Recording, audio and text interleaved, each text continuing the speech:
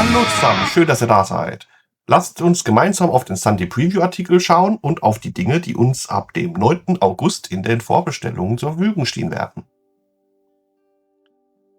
Steht der Warhammer 40k dran. Gefühlt geht es ja nur noch um Warhammer 40k und Horus Heresy, aber hier natürlich auch im Summer Preview schon groß angekündigt. Neue Dinge für Leagues of Wotan, für die Konglomerate der Wotan. Hier Codex.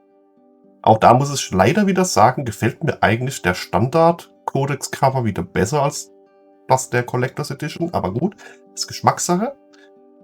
Dann haben wir hier, das ist ein ziemlich krasses Modell, finde ich. Haben sie auch bei der Summer Preview gezeigt. Jetzt haben sie hier aber natürlich nur ein Foto von dem. Das ist so ein ganz krasser Dude, der sich ja irgendwie schon 3 oder 4 Mal von Tyranniden hat fressen lassen. Oder, gut, freiwillig war das bestimmt nicht. Von Tyranniden gefressen wurde. Und der sich dann aus dem Inneren rausgekämpft hat.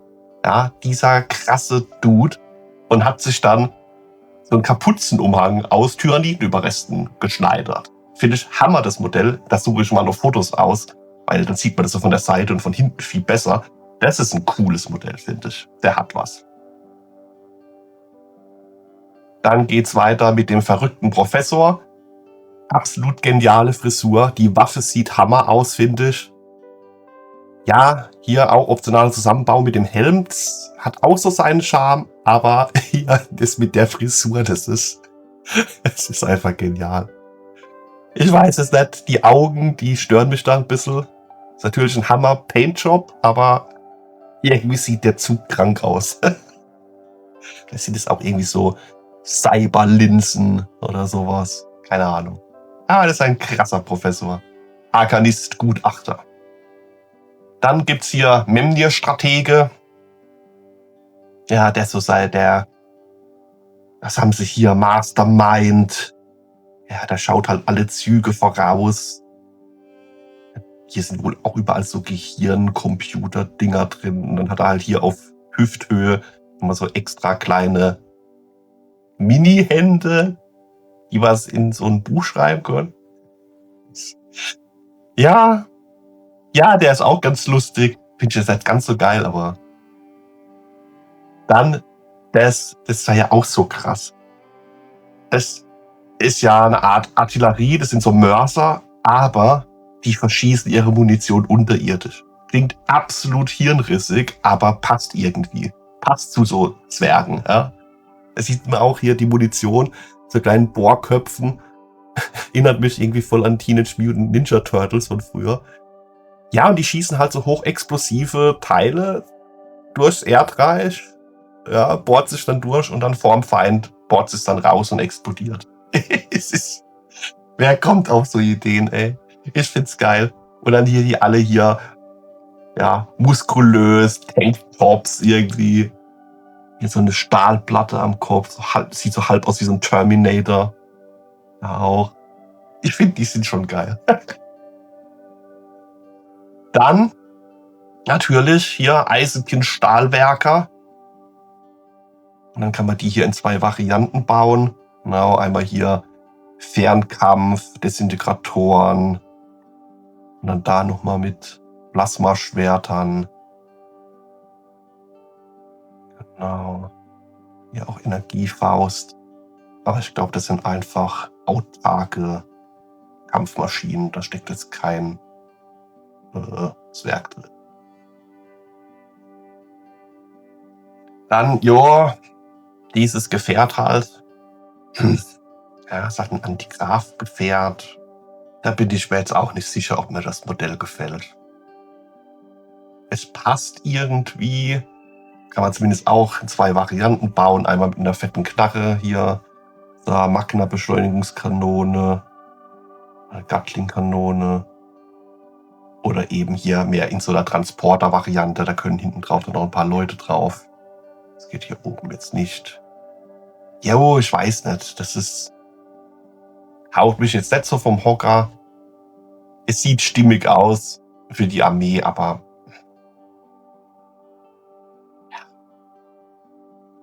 dann neue Kampfpatrouille. Kenne mich jetzt mit Leagues of Wotan gar nicht so genau aus, aber schauen wir doch mal, was da drin ist. Das sind 3, was sind das hier? Können wir ja hier gucken. Brockier Krollkin, 3 Stück. Dann haben wir, das müssten die sein, 5 Einhir-Wächter, Flammenwächter. Und hier, das ist der Win Fluchschlechter, ein Einhir-Champion. Und dann gibt es hier nochmal 10 Standard Flammkind-Krieger. Ja, ich meine, in letzter Zeit ist es ja eh so, bei allen neuen Combat Patrols, die rauskommen, keine Fahrzeuge mehr dabei. Das fand ich eigentlich immer genial, so bei den alten Combat Patrols, also bei den vorherigen. Ist immer irgendwie noch was Fahrzeugmäßiges dabei gehabt und ein paar Standardeinheiten. Ich glaube trotzdem, dass das eine coole Einsteigerbox ist. Ja, coole Combat Patrol, um in die Armee zu starten. Und ich muss auch ganz ehrlich sagen, ich liebe Zwerge. Ich finde es schade, dass die Squads aus Warhammer 40k verschwunden sind. Ja, dass die einfach spurlos verschwunden sind. Ich fand die geil. Ich hatte leider nie welche davon. Aber Leagues of Wotan, die Konglomerate von Wotan, die ja so die neuen Zwerge sein sollten irgendwie, die haben mir bisher einfach nicht gefallen. Die waren mir nicht zwergisch genug. Bei der Summer Preview muss ich dann aber sagen, als sie dann die neuen Modelle gezeigt haben und man sich die dann noch mal ein bisschen genauer angeschaut hat, gerade jetzt hier auch, ja, da sind mehr bärtige Leute dabei und so weiter. Die haben für mich schon ein bisschen mehr zwergischen Flair. Vielleicht habe ich es mir früher auch einfach nicht genau genug angeschaut, keine Ahnung. Auf jeden Fall, jetzt liebäugle ich schon ein bisschen mehr mit dieser Armee. Gut, man kann jetzt auch nicht alles sammeln, aber über kurz oder lang werde ich auch irgendwann so ein paar Leagues of Wotan Modelle haben. Also vor allem den Kerl mit seinem Tyranniden-Umhang, den muss ich haben, den muss ich anmalen. Den finde ich so geil. Ja, dann gibt es hier Datenblattkarten und die Würfel. Sieht irgendwie aus wie ein Transformers-Symbol. Erinnert mich das stark. Okay, dann geht es weiter hier. Charaktermodell für die Salamanders. Der Vulkan. Krass. Es ist schon ein beeindruckendes Modell, finde ich. Der schreitet so durch das Feuer, durch die Asche. Gut, optional kann man den jetzt auch mit Helm zusammenbauen, finde ich dann aber eher schwach für dieses Modell, meine Meinung. Ich finde, da mit entblößtem Kopf wirkt es noch krasser, das Modell. Bin jetzt auch nicht der riesen Salamanders-Fan, jo. Aber das Modell, das ist beeindruckend. Dann gibt es hier auch Combat Patrol für die Salamanders. Centerpiece. Super Mario Kart. Ich finde das Modell furchtbar hässlich. Das sieht aus wie so aus den 90er Jahren so ein Batman-Fahrzeug. Nee, noch besser. Wie so ein Spider-Man-Fahrzeug, weil man sich irgendwann dachte in der Spielzeugindustrie, das macht total Sinn. Spider-Man braucht jetzt auch ein Fahrzeug, weil der viel lieber mit einem Bodenfahrzeug durch Manhattan fährt. Und deswegen geht man dem jetzt auch so ein Spider-Quad oder so. So sieht das Teil aus. Quält man gar nicht. Was haben wir denn da noch drin? 3 Eradikatoren. Das ist schon mal krass, weil die kosten ja alleine 50 oder 55 Euro. Also Originalpreis. Dann haben wir Infernus Marines. Klar, ist alles Melta, Pyroblaster ausgelegt für die Salamanders. Und Nummer 5 Infernus Marines. Aber das ist ja auch schwach. Das sieht hier wirklich so aus, als ob es einmal hier 5 die Modelle und die 5 absolut identisch. Also da gibt es ja auch mehrere Varianten von den Infernus Marines. Weiß ich, weil ich habe jetzt 10 Stück endlich zusammen. Aber das ist ja genau das Gleiche. Das ist jetzt aber, finde ich ein bisschen lame. Dann 5 Sturmintercessoren. Standard, okay. Und dann der hier, kommt mal bekannt vor. Muss man nachlesen. Atrax Egetone. Den gab es mal einzeln. Oder gibt es auch immer noch einzeln, glaube ich. Auch besonderes Modell. Ja, Captain der 2. Kompanie, Captain der 3. Kompanie oder sowas. Ist jetzt hier in der Box integriert. Ich denke, der war auch so um die 30 Euro rum. Also preis-leistungsmäßig ist es natürlich dann wieder besser, als sich das alles einzeln zu kaufen. Ja, Pyroblaster, Melta-basiert, passt zu den Salamanders. Aber warum da jetzt unbedingt dieses Super Mario Kart drin sein muss? Na, ich weiß nicht. Aber auch das ist Geschmackssache. Dieses Super Mario Kart hat bestimmt auch ganz viele Fans da draußen. Wie gesagt, ist meine Meinung. Mir gefällt's. Wir haben sogar noch ein Modell draußen. Das haben wir uns noch gar nicht zusammengebaut, weil es einfach Oh, scheiße, sorry. Ja, der ist krass. Der sieht sick aus. Den gab es auch mal vorher in der Combat Patrol, nur der ist jetzt einzeln erhältlich, so wie es aussieht. Ich glaube, der war in der Combat Patrol drin. Der sieht schon extrem krass aus. Das ist ein cooles Modell. Da kann man auch sich richtig austoben bei der Bemalung. Es ist geil, der Arm, der wird halt hier zu so einer blauen Axt, Sichel, stacheligen Waffe. Ja, das Modell, das gefällt mir sehr gut. Der sieht bösartig und brutal aus. Der ist cool. Ja, Fürst der Pocken, der Death Guard mit seinem riesigen Zweihänder auf dem Rücken ist ein nettes Modell, sag ich mal so. Hat mich damals schon nett vom Hocker gehauen. Der hat so seine kleinen Details, so ein paar Dinge, wo man sagt, ja, okay, schon cool mit diesem riesen Seuchenkanister auf dem Rücken, dieses fette Breitschwert da wirklich. Aber, also im Vergleich, das ist, wie gesagt, persönlicher Geschmack, im Vergleich zu dem hier, der sieht total Hammer aus. Da kann man mit Farben spielen, da kann man viel mitmachen. Zu dem hier, also ich wüsste, auf wen ich da mehr Bock hätte, aber gut. Dann, den will ich mir unbedingt holen. Dazu muss ich leider das Haus verlassen und muss in den Warhammer Store fahren. Das ist ja das Modell, was jetzt zum 3. Mal, glaube ich, zurückkehrt.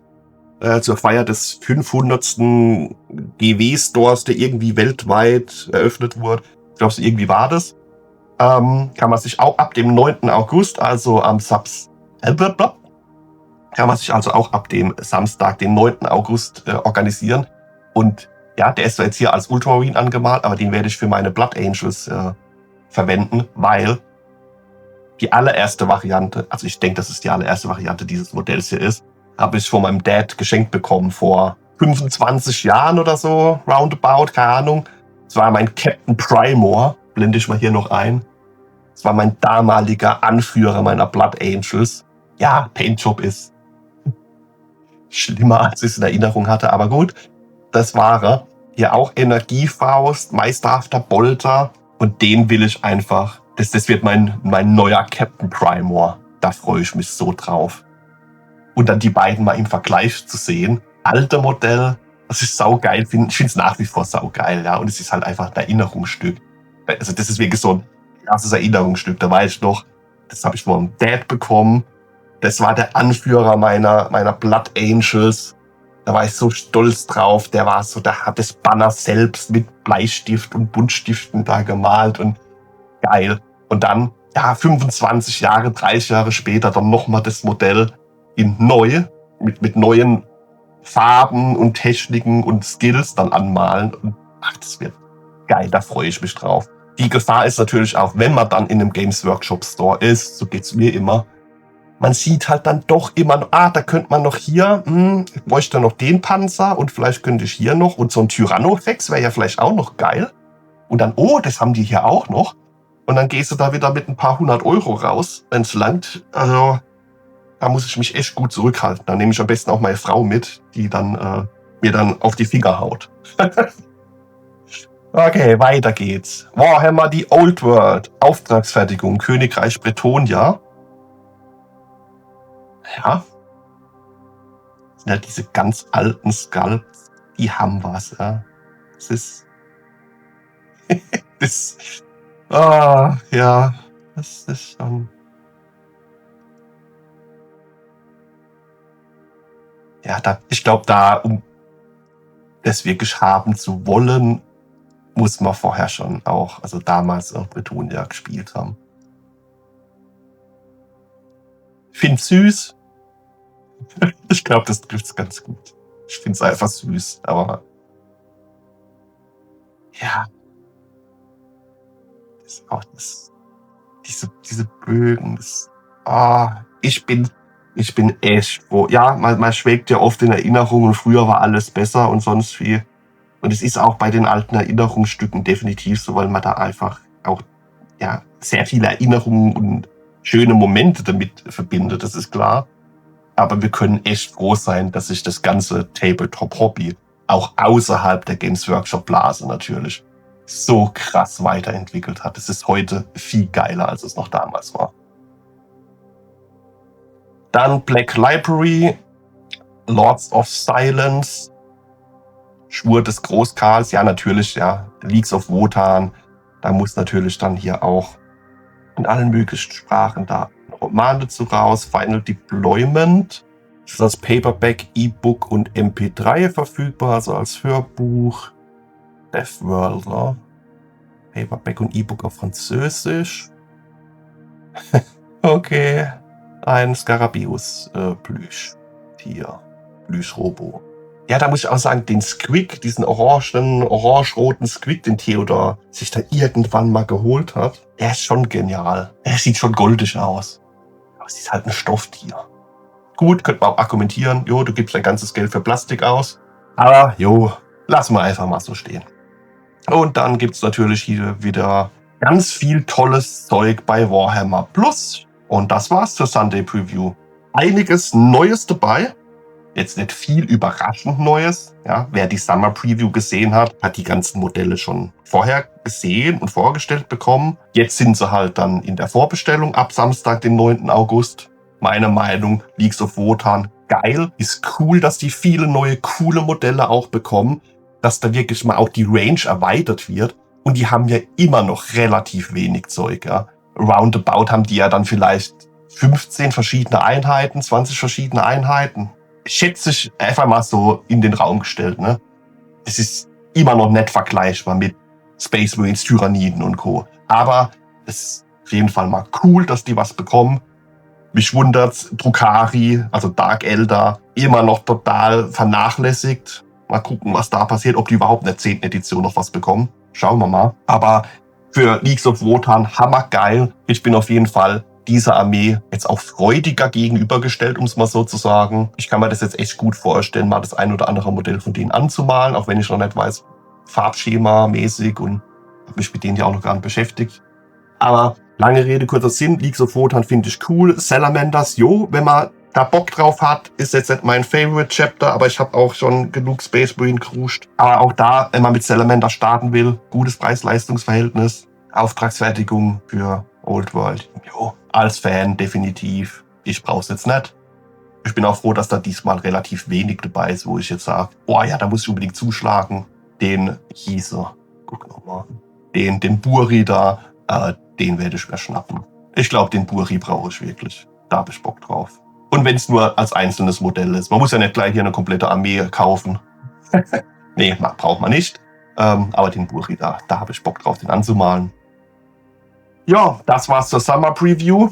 Nee, das war's nicht zur Summer Preview. Das war's zur Sunday Preview. Meine Fresse.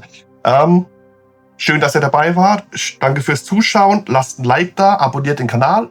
Da gibt's noch viel mehr als hier nur diese News-Videos. Da wird gebaut, gebastelt, gemalt, philosophiert und in Erinnerung geschwelgt. Und dann sage ich mal, bis zum nächsten Mal.